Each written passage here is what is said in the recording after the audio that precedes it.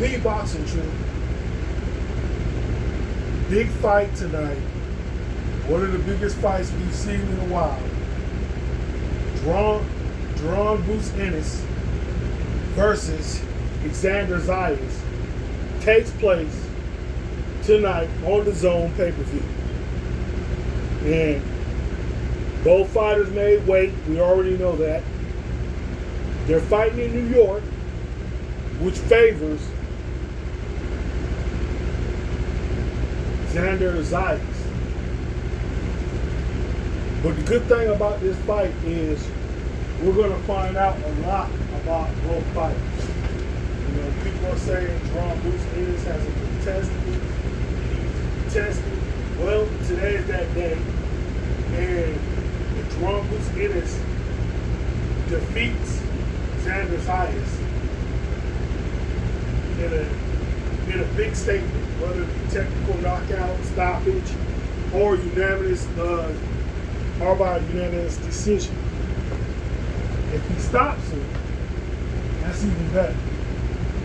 Because like I said before in other videos, previous videos, that the 154-pound division is just lit. You got Fondora, you got Earl Spence, you got Tim Tszyu, and you have Virgil Ortiz. Even though he's on the sideline, you still have him.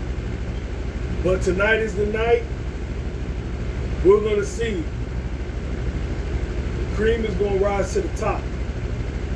We're going to see who the best of the best is. No excuses. No anything. We're going to see at 154 pounds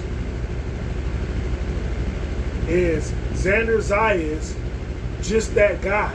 And if he wins this fight, I believe there's like a bigger upscale for him because he'll be the one Puerto Rican fighter, not the one Puerto Rican fighter, but he'll be amongst the few to have actually beat somebody that people felt that he could beat.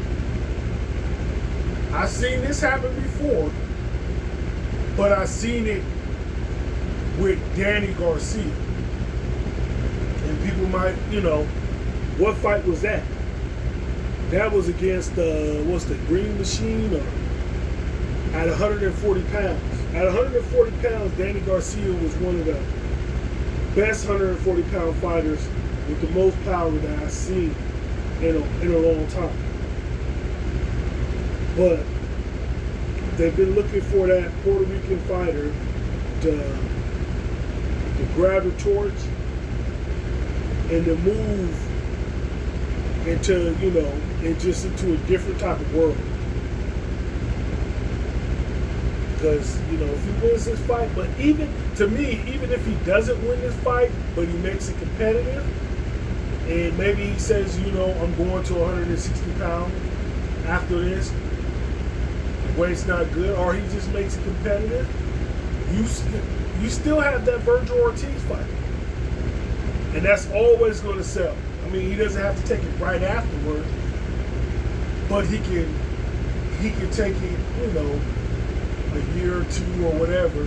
Him and Virgil Ortiz can link up, make sure things are right with the company and fight. Xander Zayas, regardless if he loses, he still can be that guy. As long as he doesn't lose in bad fashion. If he makes it competitive, his name can still be out there, especially if he doesn't get knocked out. But Jaron Ennis, if he gets knocked out, the stock goes plummeting down.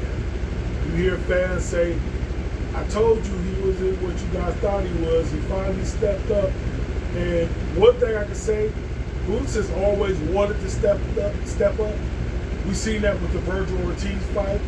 We wanted to fight Virgil Ortiz, but powers may be wouldn't allow it to happen. Golden Boy wouldn't allow it to happen. So it didn't happen. So he's fighting the next best thing. He's fighting a fighter with 2 belts. If he beats him, the only fight I see him going next to is Fondora. But the only way I can see that Fondora fight happening is if Earl Spence loses to Tim Tszyu. Because I believe that if Earl Spence beats Tim Tszyu, he's going to be pushing for that Fedor fight. And when they make it inside, one of those inside fights, because I believe Fedor is with PBC, so it'd be easy to make the Earl Spence Fedor fight quickly than it would be to make the draw Bruce Ennis fight. But, you know, we shall see. We shall see.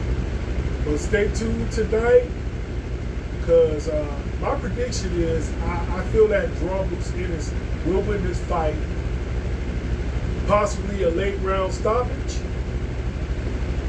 or unanimous decision.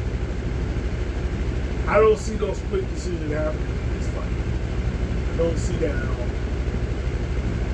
I don't see that at all. So with that being said, Lee's Boxing Truth, I want you to like, comment, and you know what to do.